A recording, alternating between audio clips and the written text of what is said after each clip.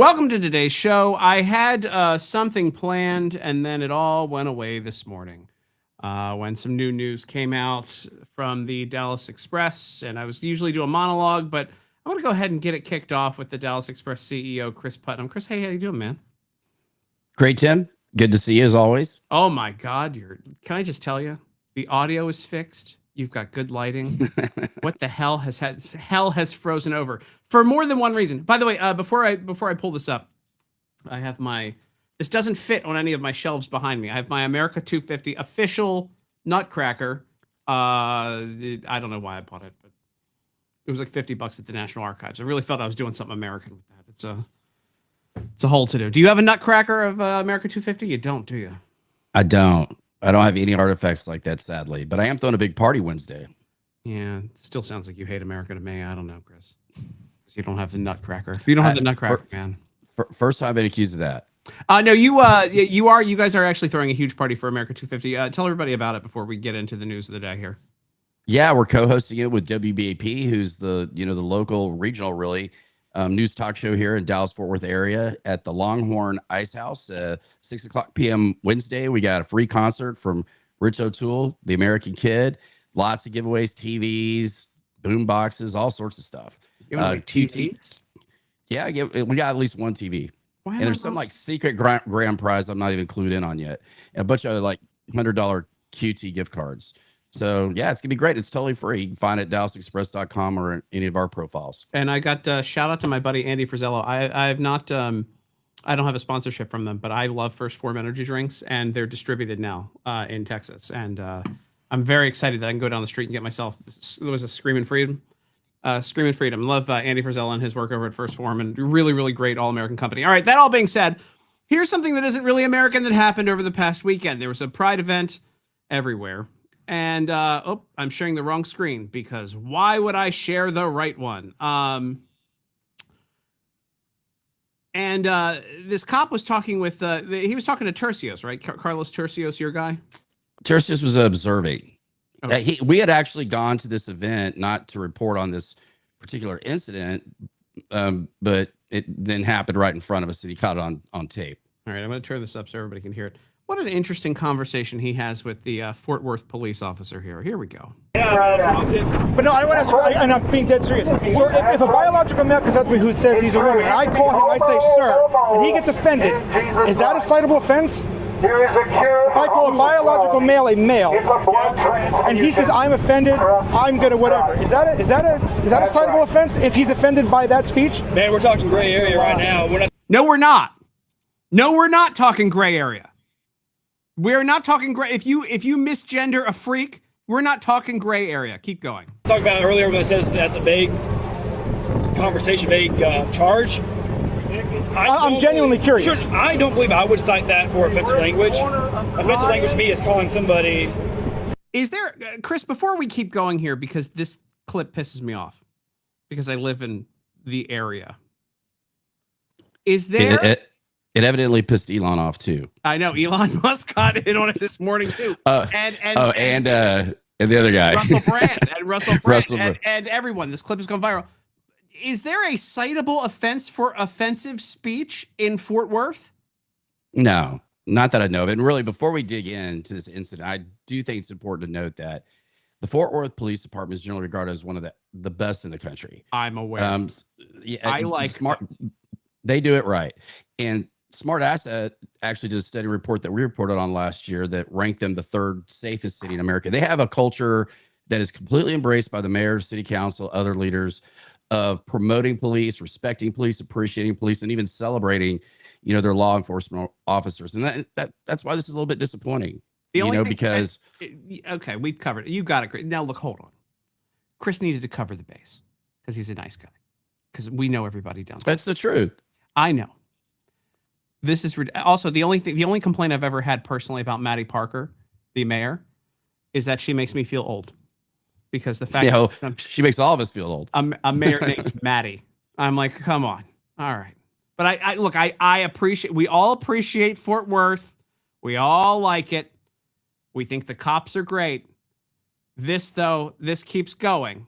N-word. N-word, curse words. We don't curse. We're preachers. Sure, no, I agree.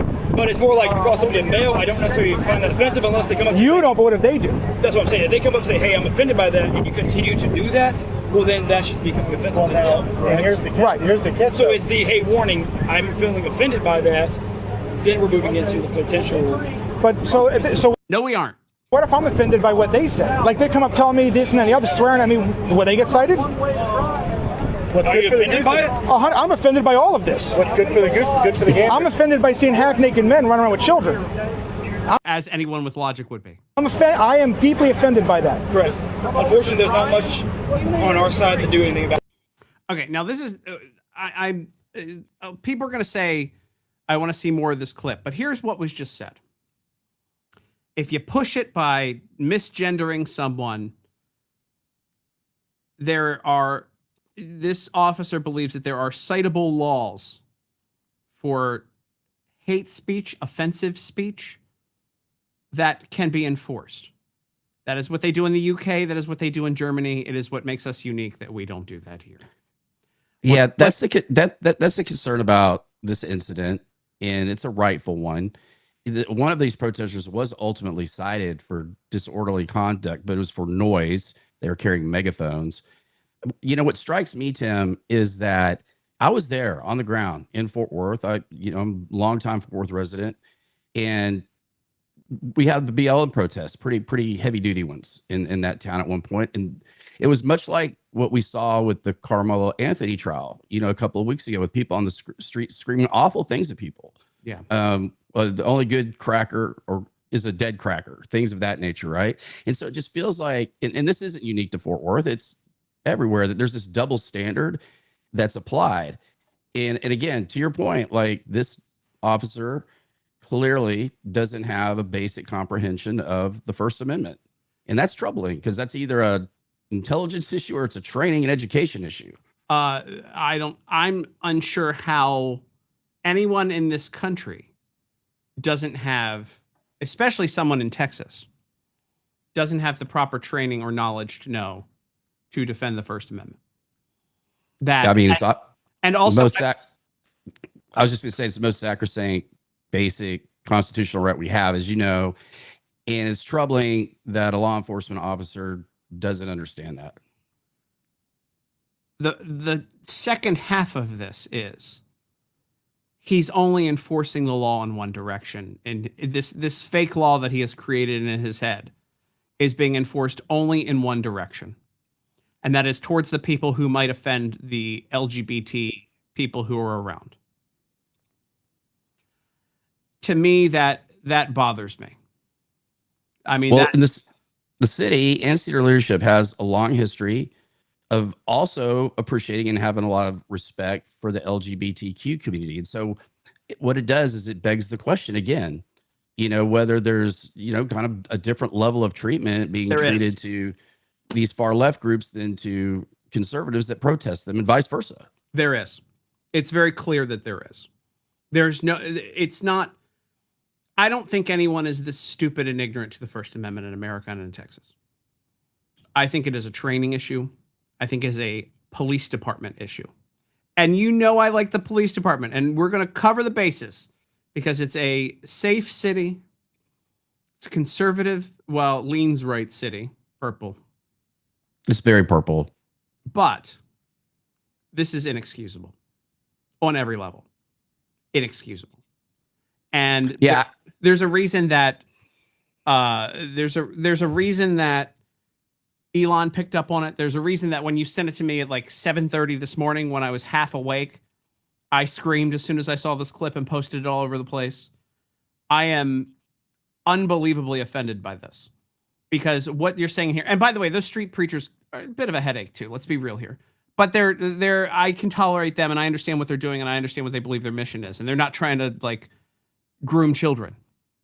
So that was actually the story we were there to report, because this particular event has an extensive history of involving children in their protests.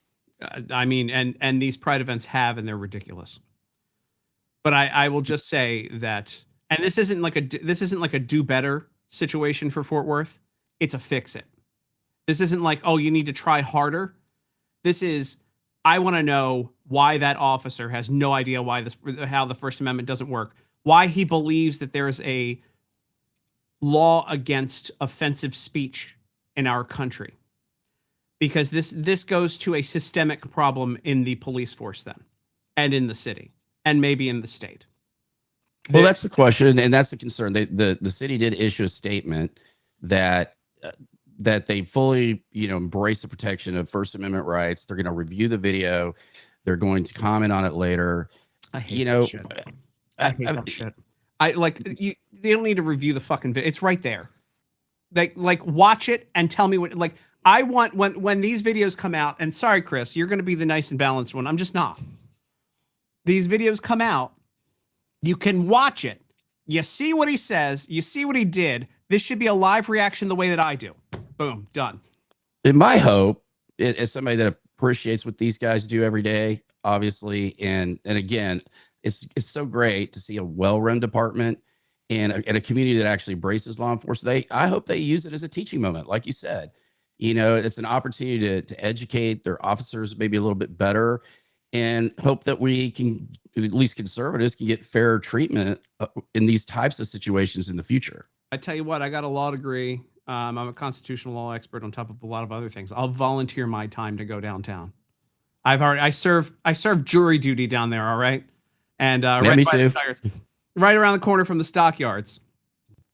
I will gladly volunteer my time to go down and train on the First Amendment, which to much of my offense, look, I don't want these crazy groups going around in the street saying their nasty stuff, but they get to, and we get to yell back. It is. That was part of the discussion. I can't remember if you played that in the clip or not, but the officer was correlating it, using the trans term with the N word, and that's the gray area. And it's like you said, it's not. You can yell the if you want to walk down the street and you're not threatening anybody, it's your right to use the N word. I'm not advocating that you do, and I don't think we should. No. But you can do it. I don't know. I'll drive with Chris in heavy traffic and see what he uses. Yeah, you're allowed. I would never do that. You have to, dude. I'm giving you a hard time because you're being so. No, it's fine, man. So fucking political today. So I don't even try to swear on the show, but so political today on this one because I know. Look, we're all friendly with everybody in the area, right? And the cops are great, and it's a great and safe city, and I love it.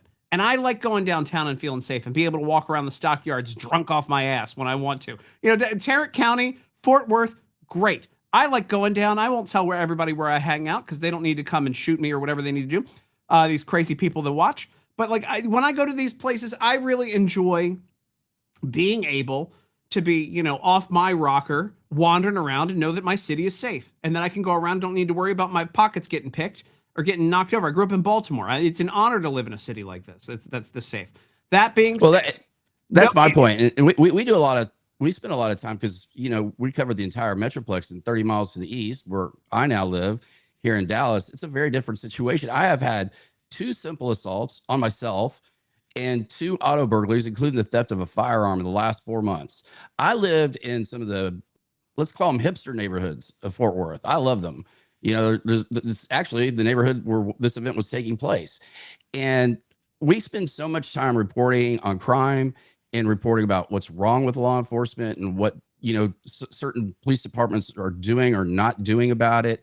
That's why this is a tough one, because they're just otherwise have been so outstanding, and you just hate to see an entire department get painted with a situation that was 1 or 2 officers in a specific use case, which is why I think most of us hope that this is a teaching moment and they'll learn something from it.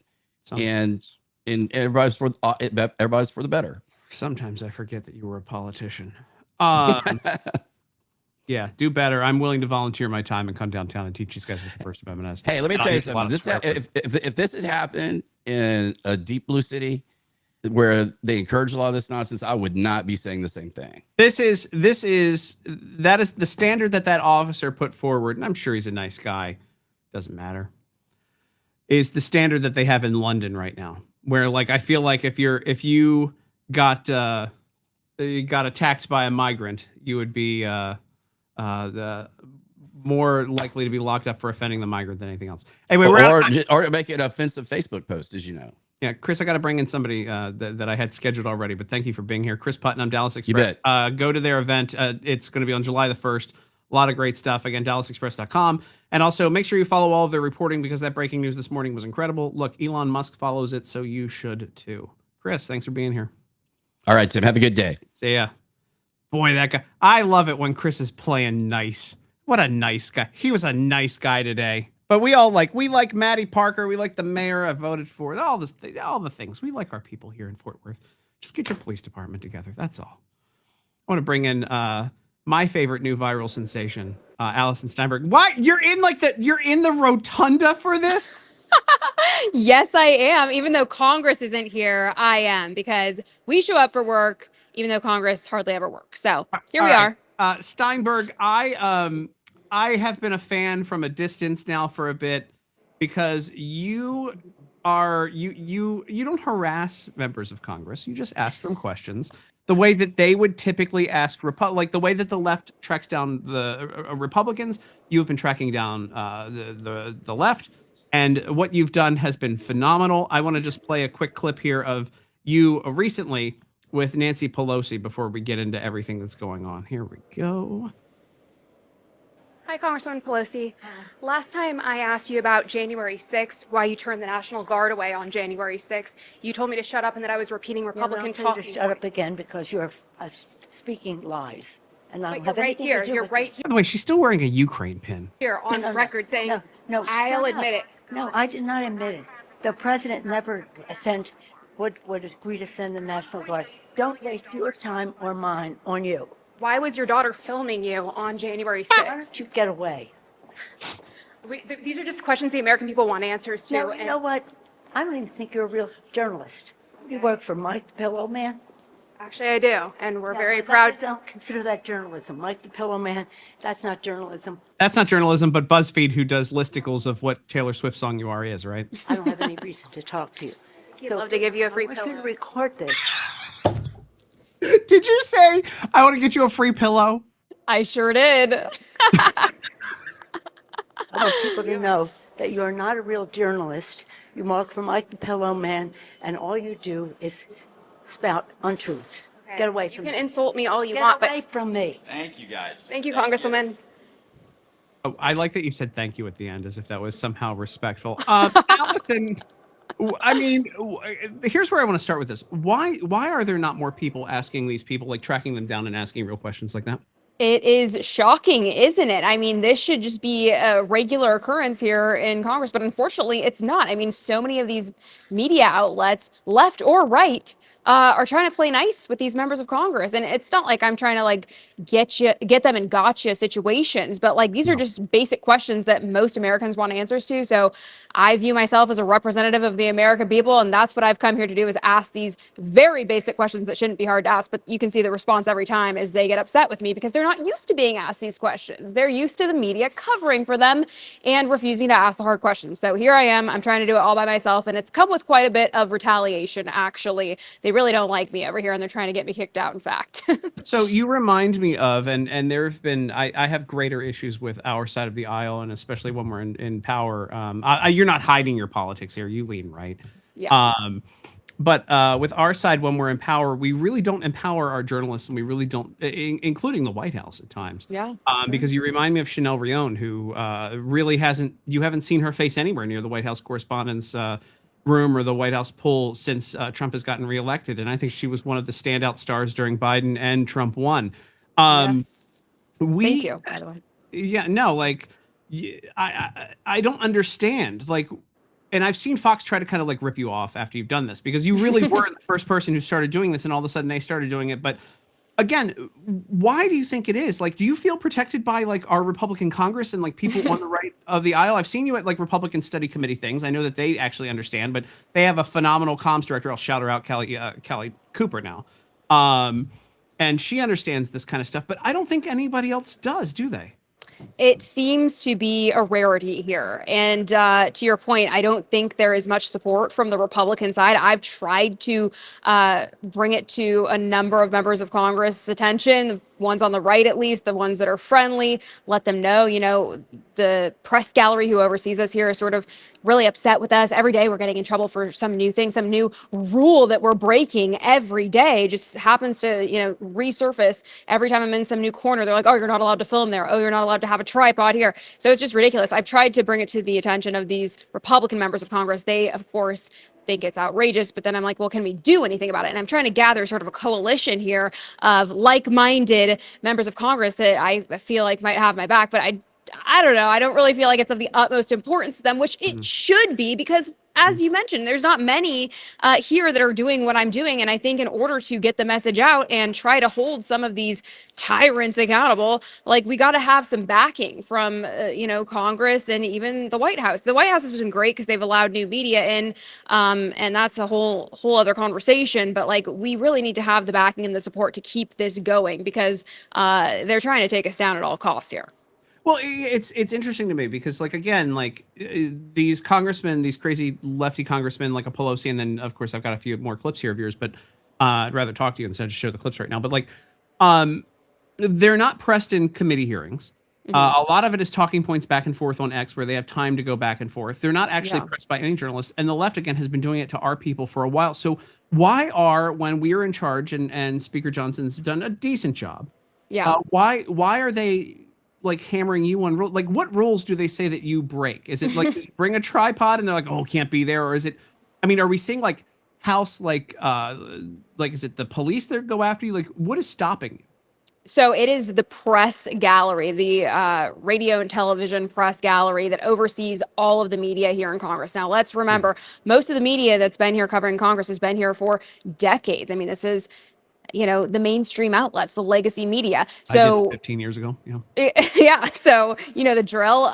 But that's who the press gallery is accustomed to. So now you have new outlets, alternative media, social media, people like us here at Lindell TV, where most of our content is on social media. And this is a whole new ballpark for them, right? They don't really know how to adapt that. They don't know how to account for it. So, I'm just here doing my job, trying to ask questions. And mind you, I do it respectfully. If a member of Congress is willing to engage, I will continue to talk to them. If it's clear they don't want to talk to me, and if they don't respond to me, then I'm not going to keep pressuring them. Like, it's all just, I feel it out. So basically, every time I get one of these new viral videos, they come after me saying, oh, well, you're not allowed to film in this hallway. Oh, you can only use a monopod in this hallway. Oh, you can only use a tripod. Like, it's these ridiculous rules that don't even exist anywhere. They literally make them up just to get me in trouble for something, so they can, strike my record and tell me, oh, I've got, one strike left and then I'm out. So yeah, it's a very peculiar situation that they really need to account for the current times that we're living in. And the current rules and so-called restrictions are not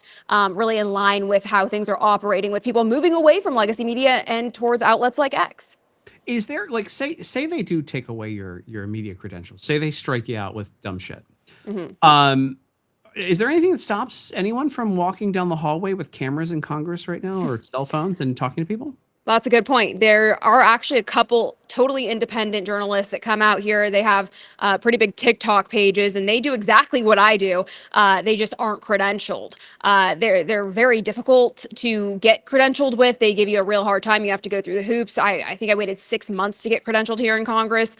So it was quite a process. But like I said, there are a couple other people here doing similar work to what I'm doing, just without the official badge. Now, that does work to an extent because many of these offices are public. They're open to the public. Anyone can be here. But then there are certain events where you do need the credentials to actually get into, like, official press conferences and various events. Sometimes in these hearings, they'll be very highly attended, so they won't let the public in certain hallways. So it's just always sort of these ever-changing rules. But yes, more or less the job could be done if you wanted to just come here with a camera and do your best, give it your best shot. It could happen. You get one of those. Do you have one of those ob spots, the 4K? You know what I'm talking about? The balancing camera. I don't have one of those, but I have seen them. They look really cool. I have an amazing cameraman who actually follows me around here, and he deserves a lot of credit too, because he's got to keep up with me chasing down these crazy members of Congress. So shout out Gary. Yeah, it's crazy. Have you been? What's the worst thing you've been accused of so far? Have they tried to, like, get you on? They try to throw a red card that you've bumped into somebody, try to hit you on a foul. Oh gosh, that's a good question. I don't know if they've actually successfully accused me of anything, but I was like kind of, I mean, you could maybe consider it assault. I'm not gonna like get crazy with it, but LaMonica McIver told me to get back out her face or whatever she said, some ghetto thing. Is that the And clip you she, sent me? Because I can pull yeah, that. she All right. slammed my microphone. Let's watch that. Yeah, hold on. No, hold on. That's Ilhan Omar. Hold on. There's so many here. Hold on. Let me pull up here. Share this tab instead. And you can tell I'm very high tech with this stuff. There you go. It's all good. Democrat Congresswoman, you have repeatedly called to defund and abolish ICE. If Democrats were to get their wish on that, who would enforce existing immigration law? How would that? Honey, go play with somebody else, not me today, okay? Well, the American people would like to know how that would work. I advise you to go play with somebody else, not me, okay? Have a great day. Well, from what we've seen out of Delaney Hall, the violent agitators are the real problem. Is biting a federal law enforcement officer appropriate in your opinion? Is that acceptable or is that a criminal offense? Do you stand with the violent agitators? You love wasting our time on the Hill. You're wasting No. your time, my time, and everybody else's. It's not a waste of time when millions of Americans are asking why Democrats are standing with violent criminals over American citizens. How do you justify that? And keep the mic out my face. Did you just bash my mic with your folder? Move the mic out my face.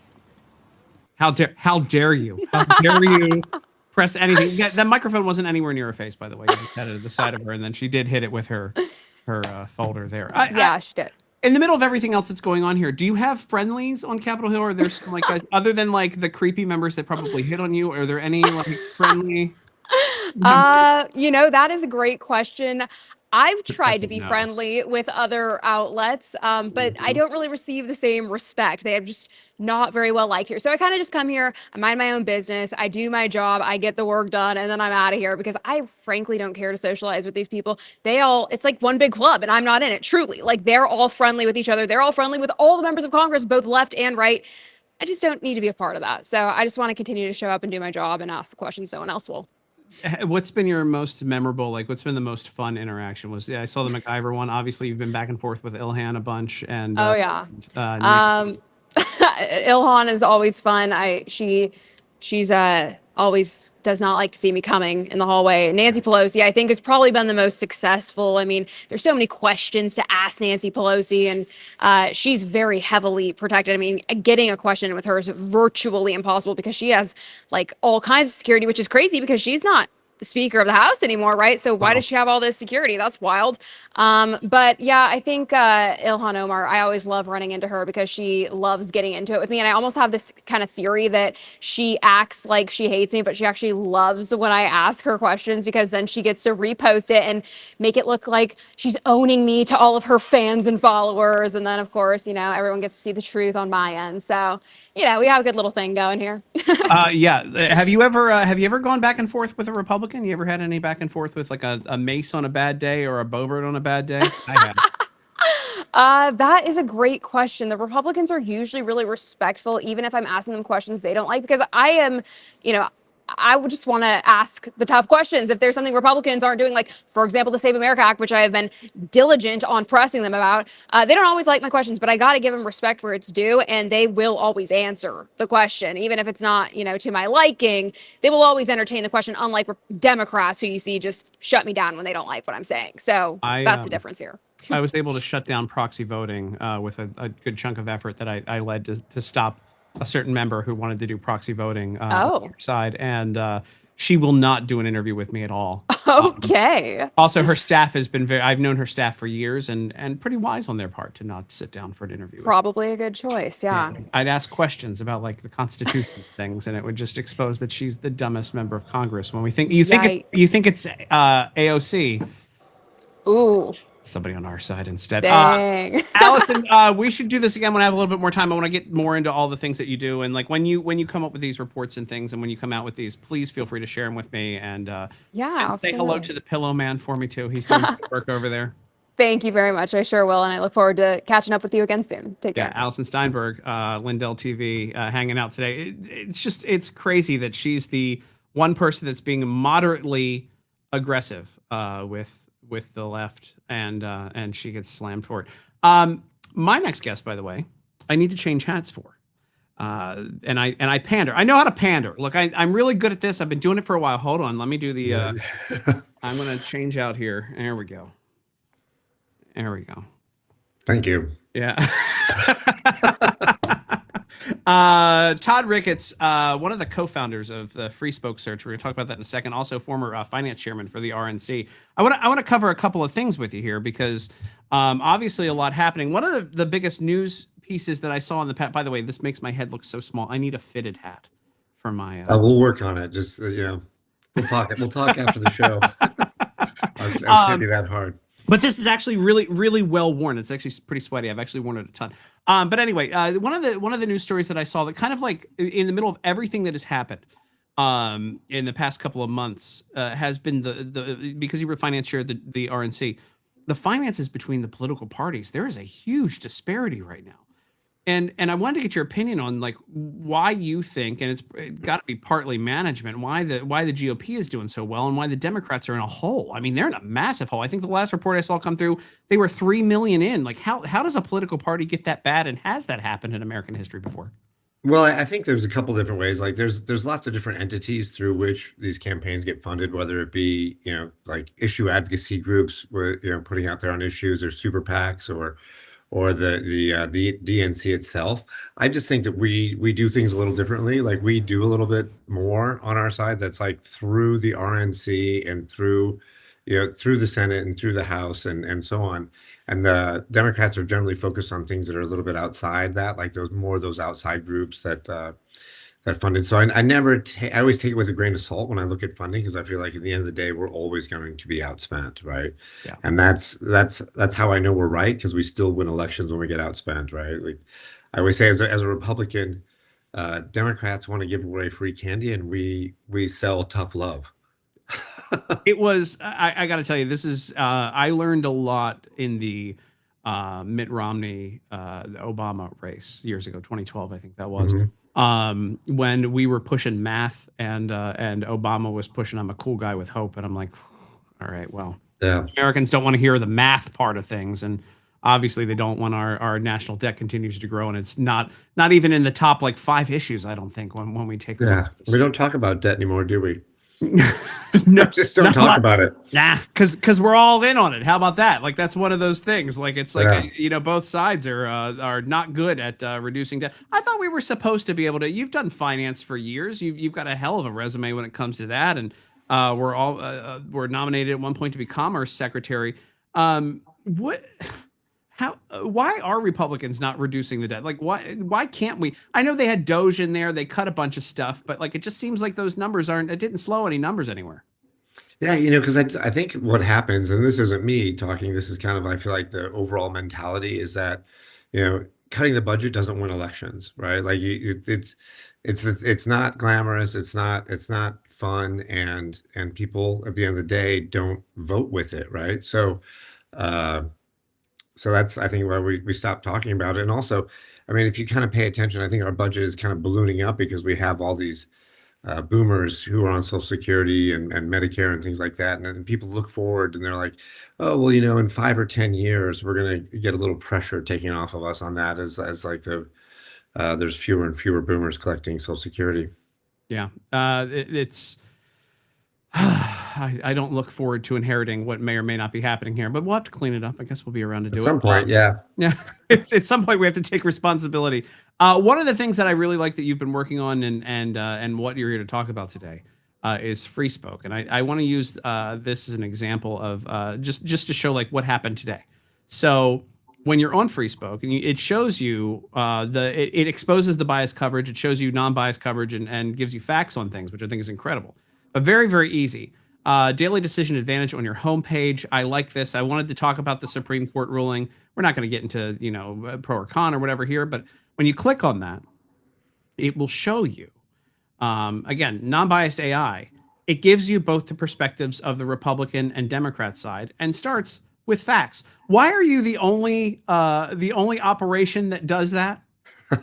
That's a great question. I think that's a question for the rest of the world. But as I always say, like, when I was using other search engines like, Bing and Google historically, and now as you get forward into things like ChatGPT and the Claudes of the world, they're pulling from an index that has kind of a left-leaning slant naturally because the left puts out so much more content. And then if you have programmers that are slightly left-leaning, they're going to prioritize content in a different way. And so then you get the executives of these firms that are also left-leaning. And so all of a sudden, you're looking at content that's like moving pretty far to the left. And I was just like, you know what? There has to be a better way. And I admit I'm a Republican, but I'm also about like good information, about sharing people. Let's hear both sides of every argument. It's liberal in the historical context of debate and conversation to come up with good ideas. That's a crazy concept. One of the big issues that's happening now is that every one of our phones pushes on their platforms, whether it be Apple or Google or Yahoo. They have editors who actually pick what stories get pushed through, and what'll end up happening is they'll have let's just say Fox is a right-leaning outlet. They'll have one story from Fox to every 30 or 40 stories from other outlets combined, left-leaning outlets combined. And that story will be buried, or it'll be some sort of entertainment story about, Travis Kelce's wedding or whatever to Taylor Swift. And it'll be way, way down. This kind of helps counteract that, right?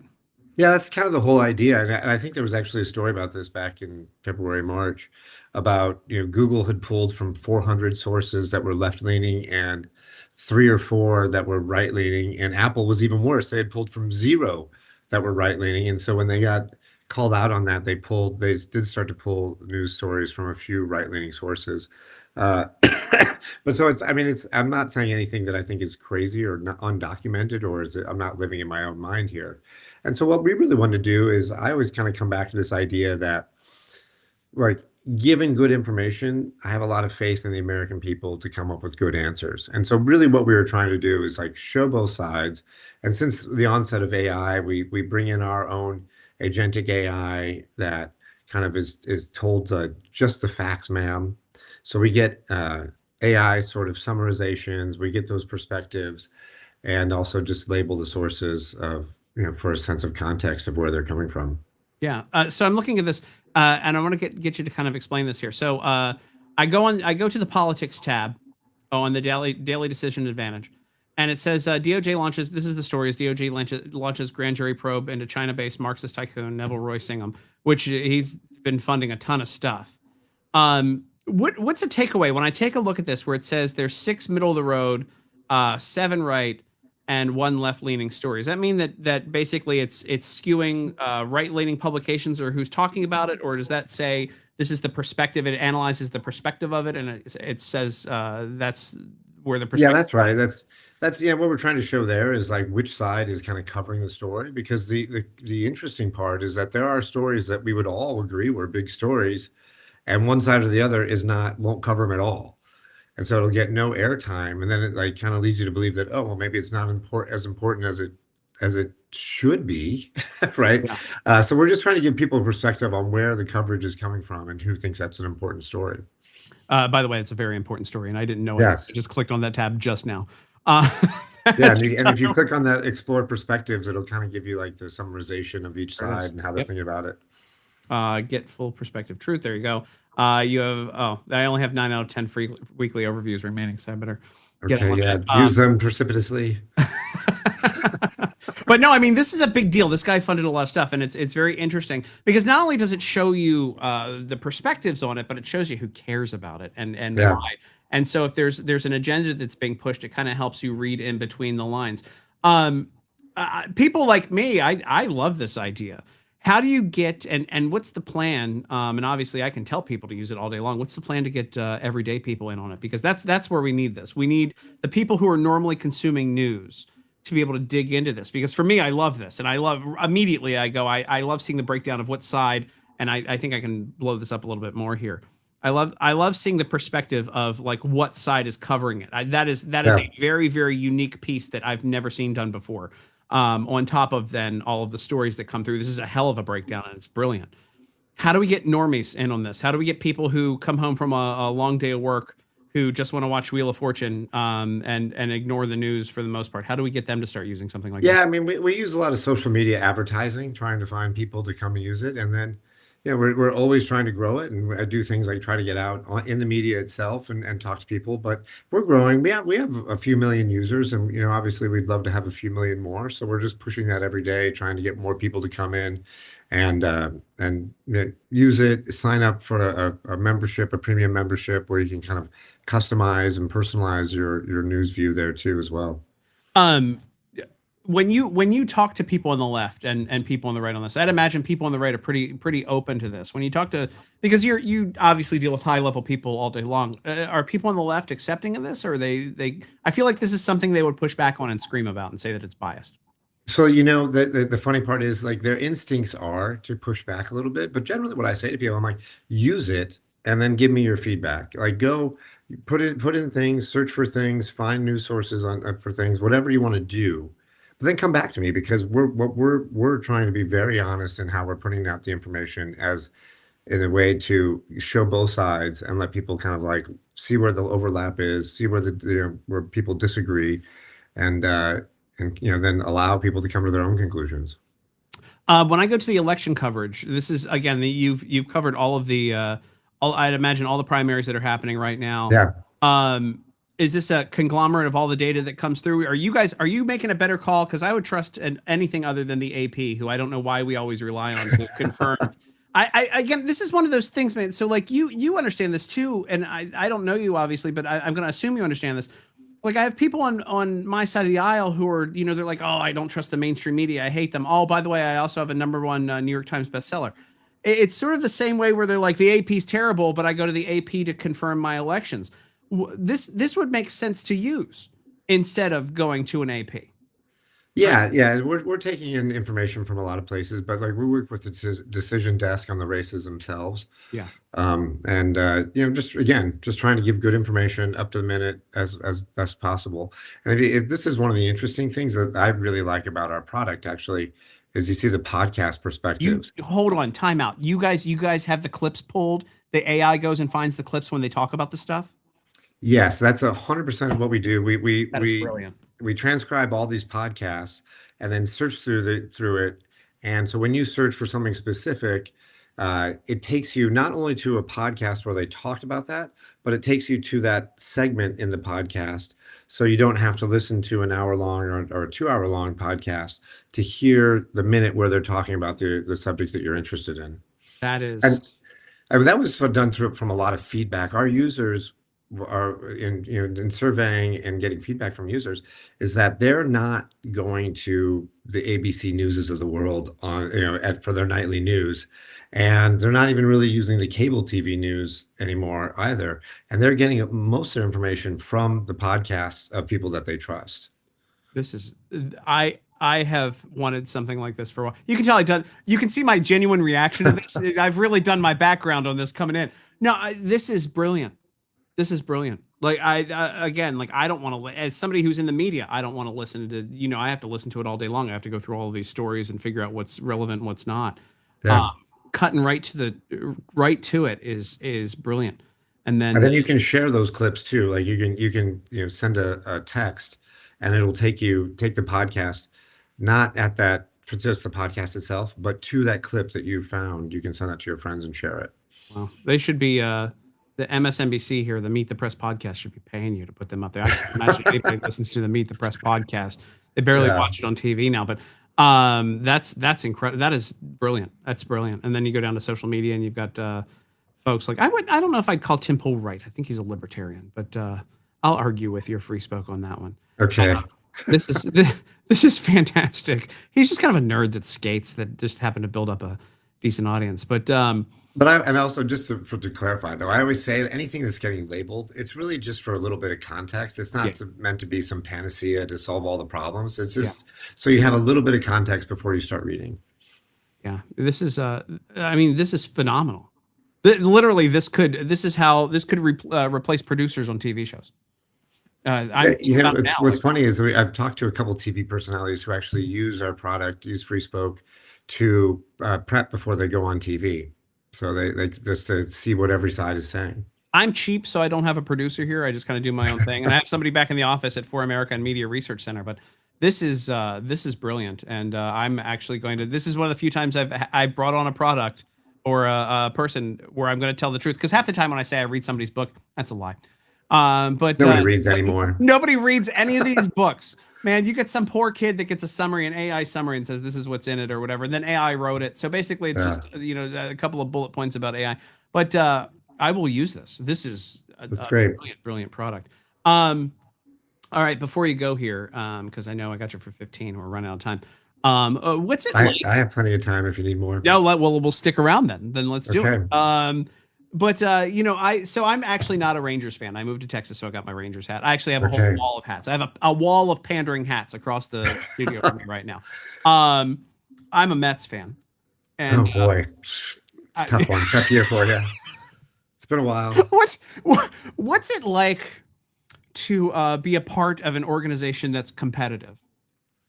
Yeah, you know what? It's like, the fact of the matter is, like, this year we are competitive and we've got a ton of talent on our roster if that we could just keep them healthy and get them out there playing. And so we've been able to piece together a season so far that, well, we're still in the hunt, which feels good that we're still there, but also just looking at all the injuries to like the Ben Browns and the Matthew Boyds and the Justin Steeles, and gosh, it's been tough to watch, and just kind of remain optimistic that we'll get a bunch of these guys back come August and September and start winning games like we should be. Do you ever feel pressure personally, knowing that you have one of the most historic, you're holding a legacy for America and for Major League Baseball as an owner of the Cubs? It's one thing if you're I don't know, let me just pick a random team here, like the Rockies. You're like, oh, okay, it's the Rockies. But the Cubs will be around forever. It is a staple. It is as American as hot dogs at baseball, is having the Cubs be a team. I mean, does that ever weigh on you, the pressure you're under, kind of carrying that torch? No, I think the nice part about it is we kind of came into this as fans, right? Like we live here in Chicago. My siblings and I, for the most part, we live in here in Chicago. We are fans. We love Wrigley Field, and so we kind of came in with this mentality of, okay, we need to renovate Wrigley Field. We need to put a competitive product on the field, and kind of rethink the whole business of it. And we've kind of done that over the last 15 years. And really, I feel like we're getting to a point where we can consistently put a competitive team on the field. And so does that mean signing every free agent? No. And we get a lot of complaints of people that want us to sign more free agents. But we've kind of created a system. Jed Hoyer's done an amazing job with our baseball infrastructure, just to have lots of players coming through, signing a free agent here and there, making trades when we can, to improve our team. And our goal is really, it's like, if you're competitive every year and you can get to the playoffs kind of become a coin flip in baseball. People say the Dodgers have way outspent everyone on payroll, but for the entire 20th century, the Yankees did that. Mm-hmm. The Yankees outspent everybody, and they didn't win the World Series every year. So money helps, but it doesn't turn it into, there you go. This a couple of years ago was out of nowhere. Out of nowhere, right? And so it doesn't always equate to wins or World Series. And so we just feel like if we can get to the playoffs, then we're going to be competitive and have a chance to win the World Series. What's easier, managing a Major League Baseball team or being the finance chair for the RNC? Well, I got to say, the era where I was the finance chair for the RNC was very easy. And that was because I had a boss that had my back and was always super supportive. And everything I said, I just said it like, this is coming from the president himself. And it was true, right? I had the president's blessing to go out and raise money on his behalf for the midterm elections and for his re-election campaign. And he always had my side. He was always at my back and being encouraging. And so it was really easy because I think people knew we had a rapport, and if they said anything mean to me, I'd go tell the president. when you got the big guy there, it's fine. It's much easier than being at the top. Yeah, that's awesome. Well, just in all honesty, one of my lines that I would say to people is like, look, I talk to the president every now and again. I'm going to talk to him this week, and he's not going to say who wrote checks. He's going to ask me who didn't write checks. And that was real. He wanted to know who was not being supportive, assuming that everybody was being supportive, right? And so it just kind of kept people in line, and it was really easy to raise money. I think we raised $1 billion in 2020. It was, setting records, and really, I had that, all that credit goes to the president. I made the phone calls, but it was really the president's gravitas on the whole situation that made it easy. Have you ever thought about running for elected office, or you got somebody who already did it in the family, and so you're like, in case you guys are wondering, his brother's a senator. Yeah. You ever think like, because I've gotten offered 3 times to be a member of Congress and run for the House, and I'm like, that sounds like the worst job ever. Yeah, it just kind of comes back to it, like, I would say never. I've never seen an opportunity where I thought like, oh, well, I'm just the right person for this, or this is the right thing for me in my life at this moment. So I can't, I'm open-minded, but probably not.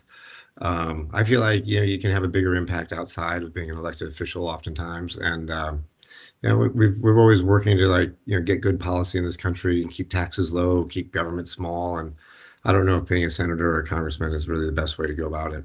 I have too many ex-girlfriends to take a government position. I think they'd all Yeah, that's right.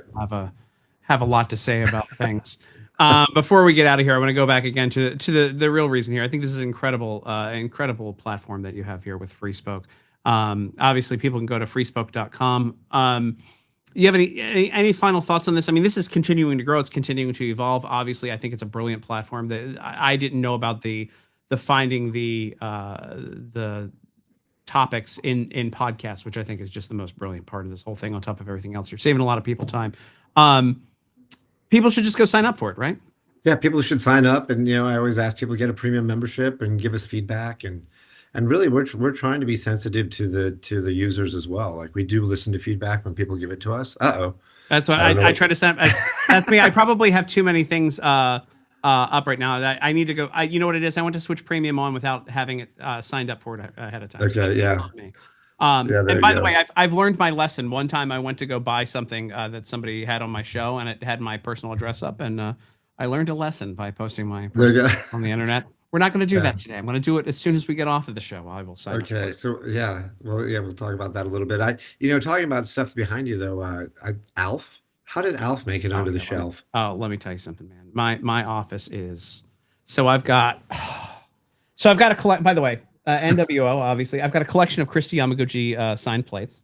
Perfect. My Alf is. Do you see my Alf stickers over here? Is that what you're seeing? Yeah, I saw something Alf in the background as we were joining in here. Also, I have I've got everybody always has this like a set of books behind them that they want to seem like they're smart people. Yeah. And I was at a thrift store once, and I have the entire set of Sweet Valley High. The first 50 Sweet Valley Highs are behind me. Nice. Because I figured if you're going to have something really intelligent back there, just really get in. And then a bunch of villain stuff. I have a bunch of bad guy helmets up top there, and okay. Oh yeah. But no, my office is it's troubling. It's hoarding is what this is, and also if I put it on the set, it counts as a write-off. I think my are you gonna write off those? Yeah, there you go. Well, I feel bad. I'm sitting. This is where I normally sit, but it's way sunnier than normal here, so I have like this sun kind of coming in from I left there, so I apologize for that. It's not the best view of me. All right. What are you doing for America 250? We're a little bit up in the air. Like, so my wife and I were empty nesters, but all 3 of our kids are going to be home this weekend. But I think they've all said they're going to be off with their friends. And so my wife and I are kind of just debating. We, have some friends out east. We thought maybe we just could fly for one day to go because they're having a party, but probably just stay here in Chicago. We got the Cardinals in town. It's going to be good. That's a solid rivalry there. Yeah, I am going to be in DC until the 3rd, and then I'm getting out of there. I lived in DC for long enough, and I also know that if it's just like 10% in the bad direction of humidity, the first 3 fireworks that go off, all you're going to see is a cloud. So, yeah. Well, I've spent a fair bit of time in DC over the years too, and I always tell every kid that I meet when they get out of college, I'm like, go spend 2 years in Manhattan and 2 years in DC, and if you turn 30 and you're still in one of those cities, just move. Just quit your job, move, go somewhere else, because that's not the place to be after 30. I'm trying to think. So I think at 31, I moved to Austin for 5 years. Then I got sucked back in. And then I left again back to Texas. But I served my time in both places as well. It's like you get it out of your system, and then you're like, done. And are you in Austin today? No, I'm in the Fort Worth right now. Oh, okay. Very good. Very good. So yeah. So we had one of our daughters went to SMU, so we've spent a lot of time in Dallas and that area. And that was on the board of Schwab and our headquarters there in South Lake. So You have that tiny little building along. yeah, that tiny little on building 14. next to Yeah. Deloitte University. Yeah, just a little. Yeah. So that means you've gone to Roy Hutchins then here? I don't know. I don't think I have. Oh, it's the one of the best barbecue places in Texas, and it's kind Oh, of really? down the street from it. Okay. But that's where RFK Jr. went when he came to town to get. Oh, very good. Barbecue. So obviously it's healthy, right? If you get it, if Yeah, because I was RFK say went he there. only eats healthy food, so It must so be, it must be pretty good. We won't think about how chonky I am right now, but yeah, when I go get my Yeah. beef ribs there.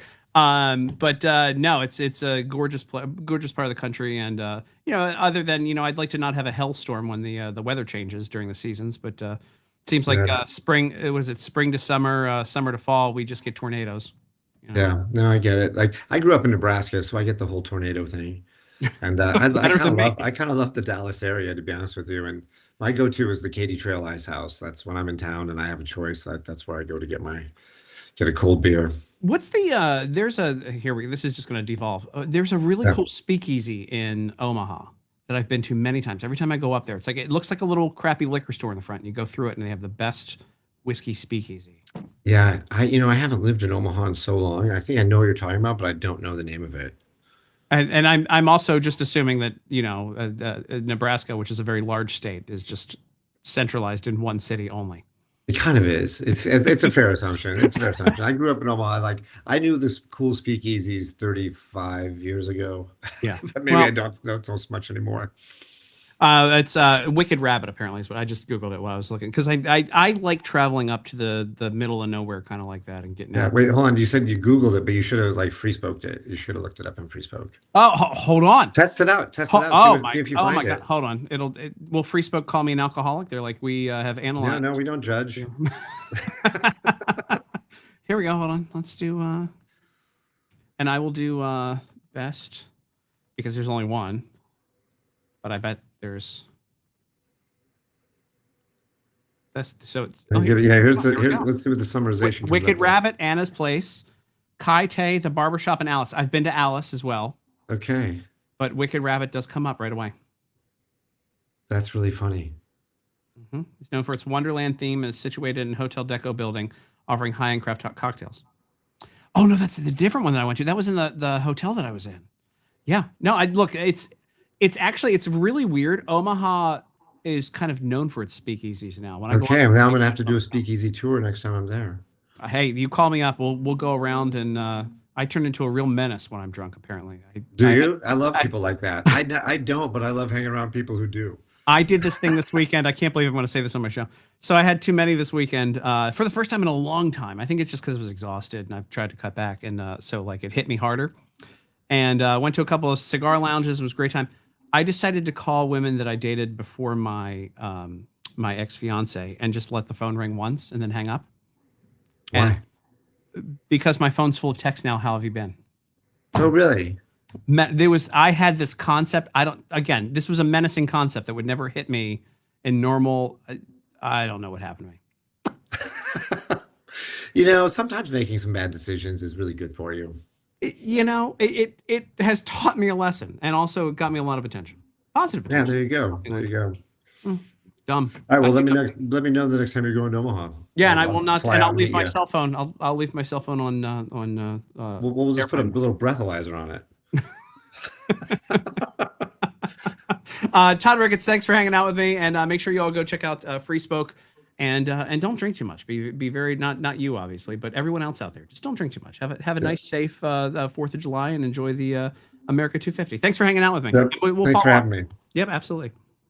Guys, this has been a great show today. I loved hanging out with Todd Ricketts and Allison Steinberg and Chris Putnam. Just a reminder, don't be a menace. Don't be a menace when you've been drinking. Don't do that. Thanks for being here, and I will see you all. We're going to take off, so we're taking off Thursday and next Monday. I'm actually taking a vacation for the first time in my life. It feels like that. It's been so long, and I will be back then. So a week from Thursday will be our next show. But thanks for being here.